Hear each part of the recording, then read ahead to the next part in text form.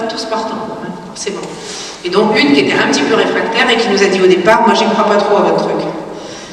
Ouais, je dis, vous avez le droit, hein, maintenant on va voir, et en même temps elle était honnête, et c'était bien qu'on puisse dire, mais on a travaillé avec elle. Et puis un jour on la voit arriver à la cantine, parce qu'on mangeait ensemble le midi pour rester en contact avec les enseignants, et elle dit, mais en fait ça marche votre truc.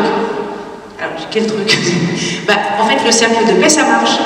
Et elle nous raconte que sa classe était insupportable, qu'elle commençait à crier, à s'énerver, enfin, elle n'arrivait pas à gérer la classe ce matin-là. Puis elle s'est dit, on va faire un cercle de paix. Pourquoi? Parce que dans le cercle de paix, quand elle bat ton parole, les autres ils sont obligés de se taire. Tu vois, elle m'a dit, ils m'écoutaient. Tu vois, alors que sinon elle était en train d'essayer de récupérer les choses en criant un peu, en s'énervant, et ça n'avait pas beaucoup d'effet. Et donc elle a pu dire ce qu'elle avait sur le cœur. Certains autres enfants ont parlé aussi de ce qui se passait pour eux à ce moment-là, et elle a pu reprendre le fil de son travail. Et alors là, elle a dit, là ça marche. Ça marche, et ça a été la meilleure personne ensuite qui a appliqué la méthode.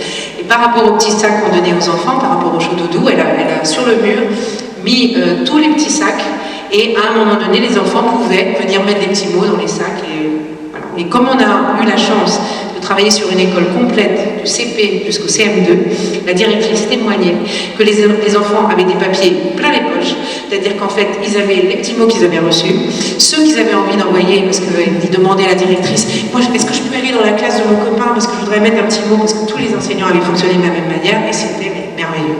Ça a créé une ambiance de fin d'année, parce qu'on a mis ce système-là au mois d'avril, je crois, les chauds doudous, mais c'était magnifique. Il y avait une énergie particulière, les enfants étaient plus souriants, ils ont pu écrire, j'ai plus d'amis, je me sens mieux. Enfin, et pourtant, c'est pas grand-chose, hein, quand je vous dis ça, c'est pas des choses extraordinaires, c'est vraiment tout ça.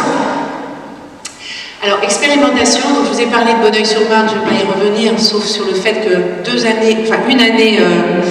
une année gratuite, et après, avec cette histoire d'élèves qui de ce coup se recadrent alors que l'inspection ne savait plus quoi faire, la directrice monte à l'inspection en disant, mais écoutez là, voilà ce qui s'est passé, j'aimerais avoir un développement sur toute mon école. Et l'inspecteur, à ce moment-là, a dit d'accord.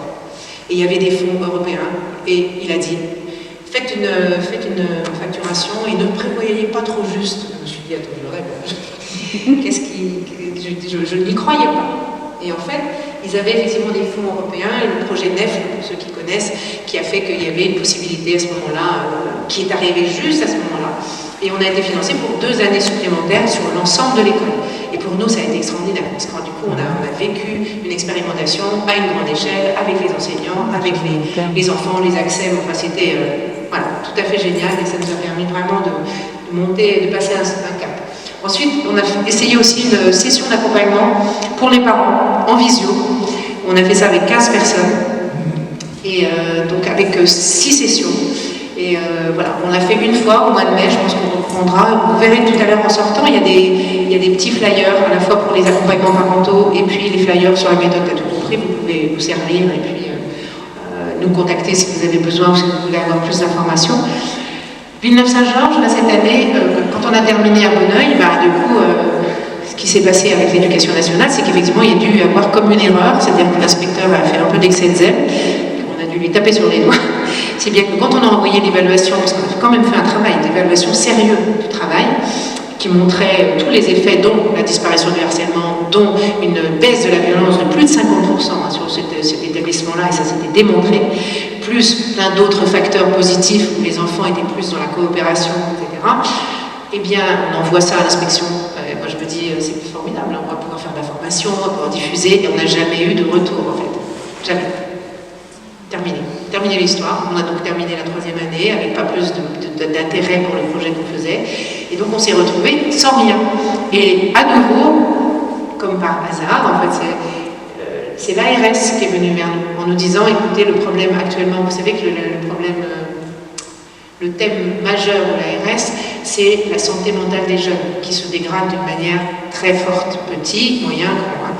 Et donc ils sont animés par ça. Ils avaient entendu parler du projet qu'on avait mené à Bonneuil, et ils nous ont dit, écoutez, on vous finance un projet sur une autre école.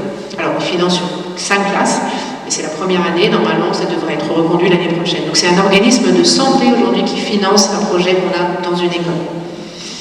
Alors, c'est ce qui veut dire, c'est déjà mieux que ce que j'avais vécu une fois, parce que je me suis déjà fait virer d'un département avec une suspicion de secte. Voilà.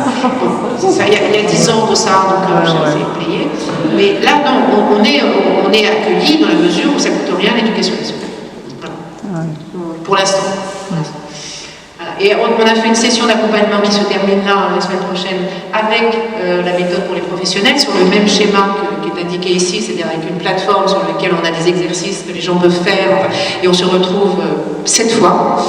Et un nouveau projet à Argenteuil, et ça a été vraiment un cadeau aussi, parce que c'est à Argenteuil, c'est un établissement qui se trouve dans le 93, et qui a été soumis à une situation très particulière, puisque en juin, il y a un enfant qui a menacé de mort un enseignant. Donc tout le monde s'est arrêté de travailler, ils ont contacté la presse, ils n'en pouvaient plus, quoi, parce que c'était pas juste un enfant, il y avait beaucoup de violence et beaucoup de récurrence par rapport à des problématiques de comportement, d'insultes, enfin. Donc ils sont arrêtés de travailler, et puis dans cet établissement, il y a une jeune femme qui s'appelle Virginie, qui est professeure de SVT, et qui avait entendu parler de la méthode T'as tout compris. Donc elle nous a appelés en nous disant est-ce que vous pouvez nous aider. Alors au début, je me disais pourquoi pas. Puis après, quand j'ai connu la situation, je me dis on ne va jamais aller là-bas. D'abord, c'était à 1h30 de chez moi, en transport, et en plus, il y a 800 élèves. C'était un établissement en feu. Enfin, je veux dire, on ne va pas jouer les pompiers. Je veux dire, on n'est pas en capacité de le faire aujourd'hui. Enfin, c'est pas possible. Et pour rajouter une cerise sur le gâteau, la principale qui avait été au courant du projet, parce que les enseignants ont dit on va solliciter une association qui fait un travail, etc. Elle a dit pas question. Cette association n'est pas agréée de l'éducation nationale, il n'est pas question qu'elle rentre dans l'établissement. Donc le problème était réglé. Donc on a trouvé une autre manière de travailler, c'est-à-dire que je lui ai proposé qu'elle trouve 3 autres collègues, 2 ou 3, et finalement elle en a trouvé 3, ils sont 4. Ils ont payé eux-mêmes la formation, on leur a fait un prix très très très intéressant pour qu'ils puissent transmettre à leur classe où ils sont profs principales le travail de la méthode T'as tout compris. Et là, on a eu des petits miracles. On a vraiment eu des choses et qui continuent à se passer, qui sont vraiment extrêmement intéressantes. Et qui fait qu'aujourd'hui, il y a eu une réunion de parents d'élèves la semaine dernière où des parents d'élèves ont dit merci à l'enseignante en question parce qu'à la maison, il se comporte différemment. Il est plus en capacité d'exprimer les choses quand ça ne va pas, avec son frère, avec sa soeur. Avec nous, il est plus calme. Donc ça, on n'avait pas ce retour-là. On se rend compte que le changement, il est vraiment profond. Il n'est pas juste dans ce qui se passe dans l'école, sur 2-3 situations. C'est eux qui changent.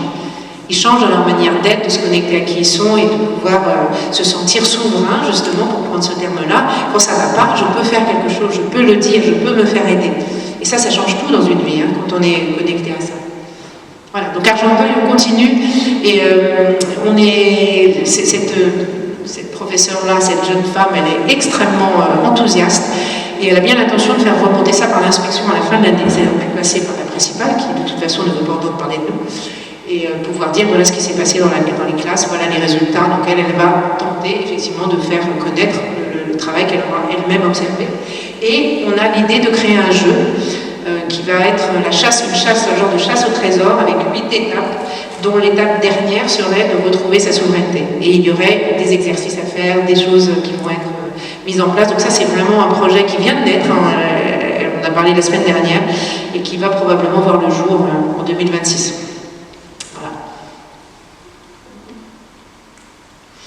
Alors, les perspectives, mallette pédagogique numérique, ça je suis en lien avec une personne qui a l'habitude de faire des e-learning et on va travailler à pouvoir concentrer ces messages fondamentaux et ces exercices dans un outil qui sera accessible pour les familles et les établissements scolaires avec quelque chose de très, avec des petits personnages très, très animés, très agréables, avec un accompagnement, parce qu'encore une fois, c'est pas parce qu'il va y avoir un document que ça va être résolutoire. Il y a le document qui accompagne et après il y a comment on en parle, comment ensemble on met en application, puis on revient sur l'application, voilà. Parce que sinon ce serait mensonger de pouvoir dire que simplement un outil aussi bien fait soit-il, soit susceptible de faire changer les comportements. Il faut qu'il y ait un accompagnement pour que ça puisse se faire. Voilà. Et le jeu alors, devient un héros de la paix, qui serait donc une quête individuelle et un jeu coopératif.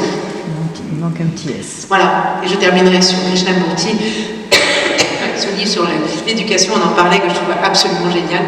Et donc il a dit, et ça rentre en tout cas dans un des vecteurs que je poursuis, l'éducation doit aider les enfants à se libérer des conditionnements qui les limitent. Oui, j'arrête.